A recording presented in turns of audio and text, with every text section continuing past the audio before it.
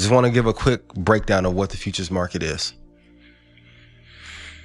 The simplest answer, and then for those of you who are on the institutional side, I know this isn't the best answer, right? But for simplicity, the futures market is you are just taking an estimate of what the future price of an asset will be. It's trading like anything else. Whenever you trade a stock, you're like, hey, I'm trading Tesla today because I think Tesla's going to go up.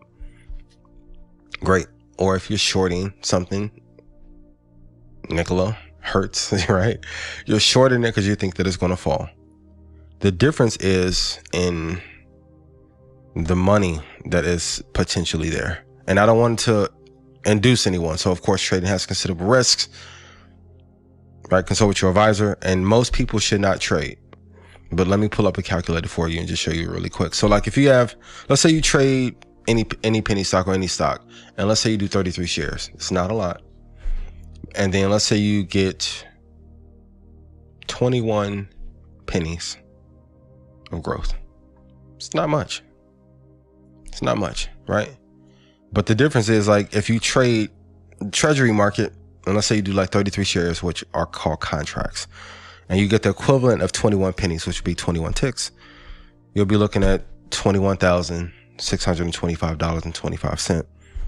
Or if you did 33 shares of the S&P 500, and let's say you got 21 pennies equivalent, 21 ticks to the upside, you'll make $8,662.50.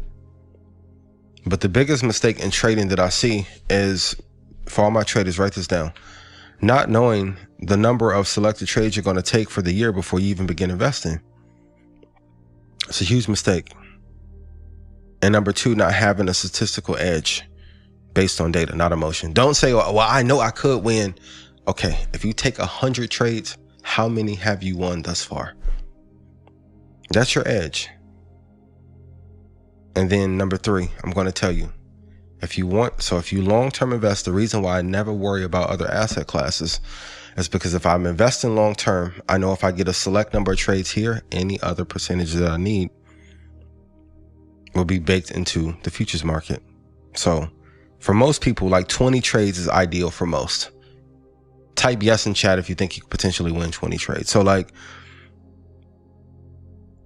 I have to say this, but this market and every market, but particularly the futures market, punishes the impatient and rewards the disciplined investor. And this is why I stress to everyone, and especially in the sniper program, the free program, don't overtrade under any circumstances. You will always have another move. So let's walk you through an example. So if you did 33 contracts, you had 20 trades on a year, with the example that I gave you in the treasury market, if you hit all of them, let's say on a $25,000 account, let's say it may take you a year to do it, but would it not be worth a year to invest and wait for the right moves collectively? You'll be at, 1,700% and some change return in a year. And then after that, I want you to take half of that money and invest it for the long term so you can get to your golden retirement